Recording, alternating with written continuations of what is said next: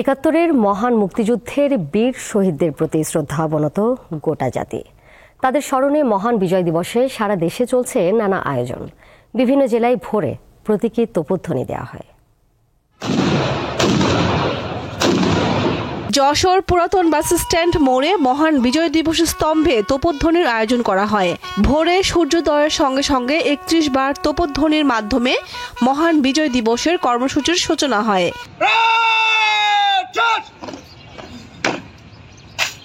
কুমিল্লায় আয়োজিত বিজয় শোভাযাত্রা নগরীর বিভিন্ন সড়ক প্রদক্ষিণ করে। এতে অংশ নিয়ে বিএনপির স্থায়ী কমিটির সদস্য ডক্টর খন্দকার মোশাররফ হোসেন বলেন, দেশের সরকার প্রত্যাশা করে এই সরকার খুব দ্রুত সময়ের মধ্যে নির্বাচন দিবে। মাদারীপুরে পুলিশ লাইন মাঠে ৩১ বার তোপধ্বনির মাধ্যমে দিবসের সূচনা হয়। পরে মুক্তিযোদ্ধা স্মৃতিসৌধে জেলা প্রশাসনের উদ্যোগে পুষ্পস্তবক অর্পণ করা হয়।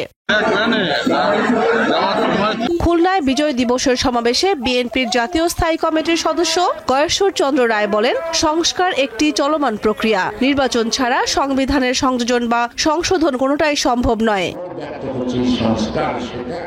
চুয়াডাঙ্গায় বিজয় মেলায় অংশ নিয়ে বৈষম্য বিরোধী ছাত্র আন্দোলনের সমন্বয়ক নুসরাত তাবাসসুম বলেন, ৭১-এ যে যুদ্ধ শুরু হয়েছিল ২৪ তারই ধারাবাহিকতা। ৭১-এ যেটা শুরু হয়েছিল ২৪ সেইটারই একটা সিলসিলা, সেইটারই লিগেসি। ব্রাহ্মণবাড়িয়ার আখাউড়া আগরতলা ইন্টিগ্রেটেড চেকপোস্টে বাংলাদেশ ও ভারতের সেনাবাহিনীর উচ্চ পর্যায়ের কর্মকর্তাদের মধ্যে সৌজন্য সাক্ষাৎ অনুষ্ঠিত হয়। তারা শুভেচ্ছা উপহার বিনিময় করেন।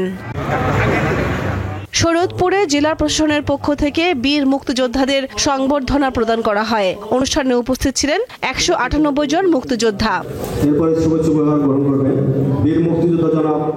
জামালপুর জেলা প্রশাসনের আয়োজনে বীর মুক্তিযোদ্ধাদের সংবর্ধনা ও শহীদ পরিবারের মাঝে উপহার প্রদান করা হয়। এদিকে সাতক্ষীরায় নানা কর্মসূচির মধ্য দিয়ে মহান বিজয় দিবস উদযাপিত হয়েছে। কামরুন নাহার, দীপ্ত, বার্তা কক্ষ।